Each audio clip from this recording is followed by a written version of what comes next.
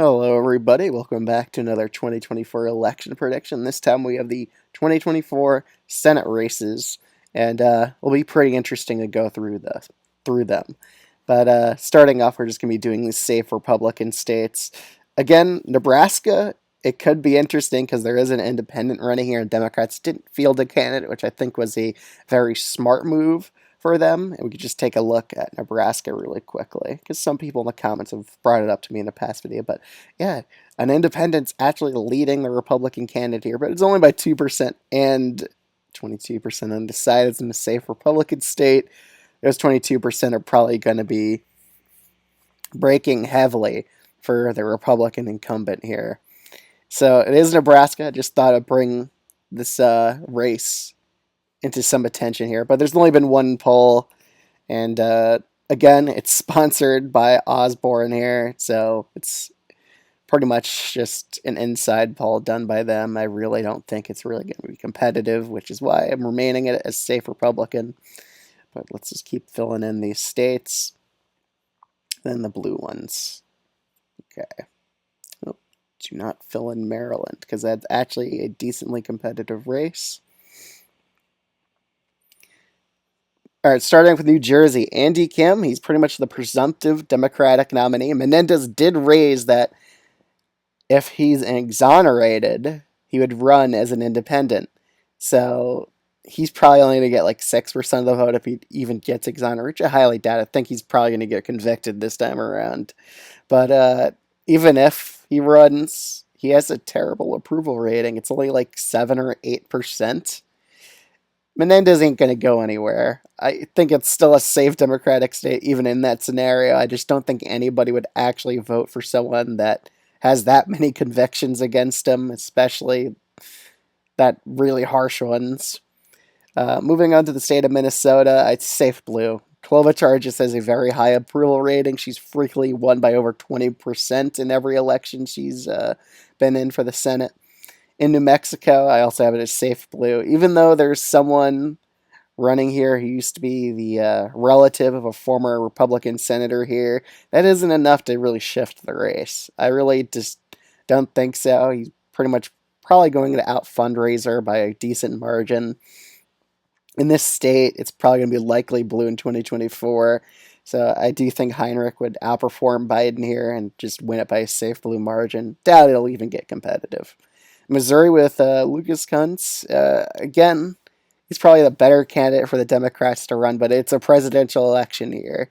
Missouri's just a safe red state at this point, and I just highly doubt that Josh Hawley would lose. So I just have it as a safe Republican state. I think he'll win fairly comfortably against him. It really just doesn't matter. Moving on to the state of West Virginia, it's just a safe Republican flip. Really nothing to talk about here. Just Joe Manchin isn't running. It's not going to be competitive. Moving on to Florida with Rick Scott. Even though he doesn't have the best approval ratings or the best favorability, he's fairly rich. He could self-fundraise for himself. And even if he underperforms Trump by a point or two, it's still going to be likely are. Trump's probably going to end up winning Florida by an 8% margin. So I think Scott's going to end up winning here by 7. Moving on to Texas and Ted Cruz. Ted Cruz, he's definitely underperforming Trump in some of these polls I've seen. He's definitely not getting the best margins with these voters here in Texas. It's still a likely Republican state, though. I still think Ted Cruz is going to end up winning here by 5% against Colin Allred. But I do think Allred's probably one of the better nominees to put here, but it's not enough to win the state. Again, it'll only get competitive if Trump ends up going to jail or something, and that would bring down Trump's margin in Texas, thus hurting Ted Cruz. But I just don't see it happening. Texas is still a likely Republican state. Moving on to the state of Maryland with Larry Hogan, who's actually led in a good amount of polls against also Brooks and David Trone. And honestly, this Democratic primary is definitely going to heat up because Trone did say a pretty bad comment in Congress, which definitely would probably hurt him with black voters. But currently, Larry Hogan does a much better against also Brooks than Trone. Trone is very rich. He could self-fund for himself. honestly, that primary is going to be very hard to see wins. It's going to be very competitive between also Brooks and Trone at this point, I would say. But still, it's a D plus 30 state. This is kind of like a mirage here. I doubt Hogan's going to hold these numbers come November.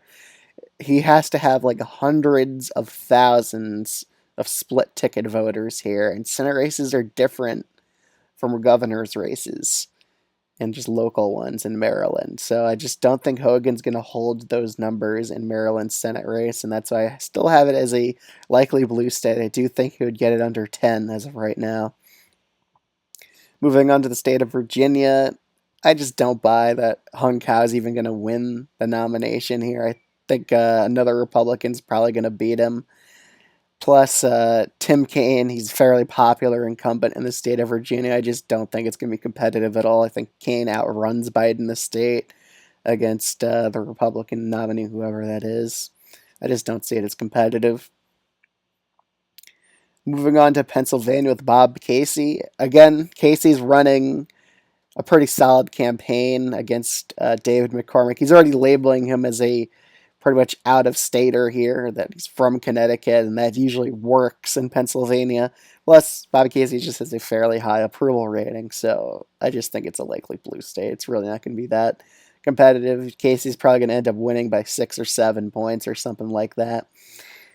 Okay, let's see the next few states. We have Nevada and Arizona. Arizona, Carrie Lake just pretty much sucks as a candidate. She's just very unpopular here. I doubt she's going to win. And with Kirsten Sinema retiring, it's pretty much a lean blue race, honestly, because the only polls Carrie Lake leads in are pretty much just her own pollsters sponsored by Republicans like Rasmussen, JL Partners. The only poll that showed her up was a poll done back in January. That's pretty much a very far time from now. And currently, Gallagher just leads in the more nonpartisan polls anyway, especially with at Emerson College here. Independents are breaking Gallagher's way as well.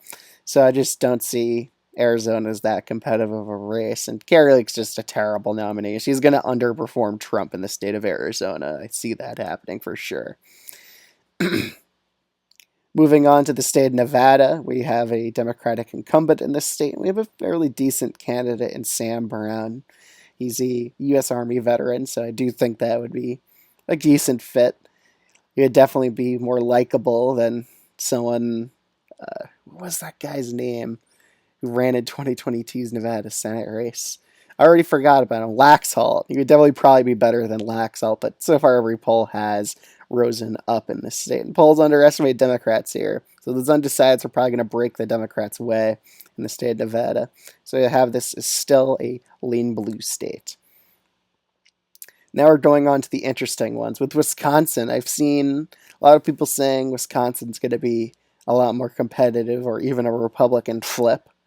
But I still don't see it. Baldwin's still ahead here. These undecideds typically break for the incumbents in a state like Wisconsin. We saw them in 2022 keep Ron Johnson, who was a very unpopular incumbent even. So, again, Wisconsin just likes their incumbent senators. I just don't see it happening here. I think Baldwin's going to outperform Joe Biden. And Biden's tied with Trump in this state. So I just kind of just don't see it happening. I don't see Hoved winning in Wisconsin. I still have this as a lean blue race. However, Michigan, it's a different case because Slotkin, she isn't polling the best. She's only polling in the high 30s. But to be fair, there's a lot of undecideds. So again, it's most likely to be Mike Rogers, who won the Trump endorsement, as we know. In Senate primaries, Trump's endorsement pretty much makes you the senator or the senator nominee. But so far, Slotkin, she isn't polling the best here. She's only leading by 1 or 2 points against him. So I think it's going to be a tilt race just by looking at these polls here. And Rogers, he used to be a former congressman in the state, so I do think he would have some appeal to voters.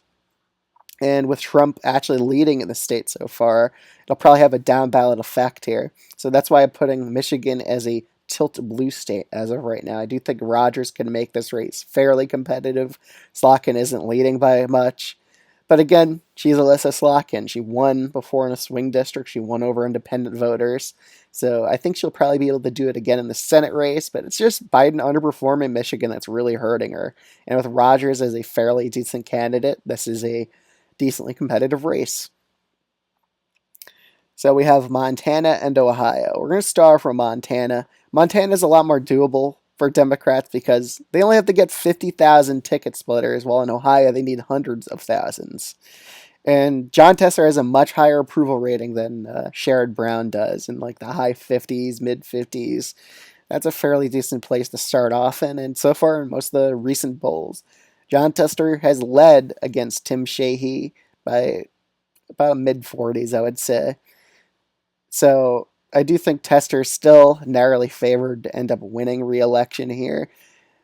Again, it's only 50,000 ticket splitters he needs, and Montana has a history of doing just that. And Tester's probably going to overwhelmingly win among independent voters, and I could see him splitting some moderate Republicans to go his way as well. He only needs 50,000 ticket splitters. It's very doable, and with the fundraising advantage Democrats have, they're definitely going to pour a lot of money in Montana, and that money will go a longer way in Montana than Ohio, just because there's less people. So that ad money will be more dispersed among the populace. So I have Montana still as a tilt blue seat. Ohio's interesting though. Bernie Moreno, he's probably the weakest nominee for the Republicans in Ohio. They really kind of messed up by choosing him here. In the polling, he frequently just is down to Sherrod Brown. He hasn't led in a single poll. So yeah, the data just points to Brown winning as of right now. The one thing that gives me hesitation here is look at these undecideds. I think they're probably going to end up breaking for the Republicans here, just because Ohio is an R plus 10 state, I believe, in 2024. So I see a lot of them ending up going towards Moreno, but he isn't going to win 100% of them. Sherrod Brown just needs to win 5%, 4% of them here to win the race in Ohio. So he doesn't have the best approval rating, but it is positive for Sherrod Brown in this state. He's a very populist Democrat.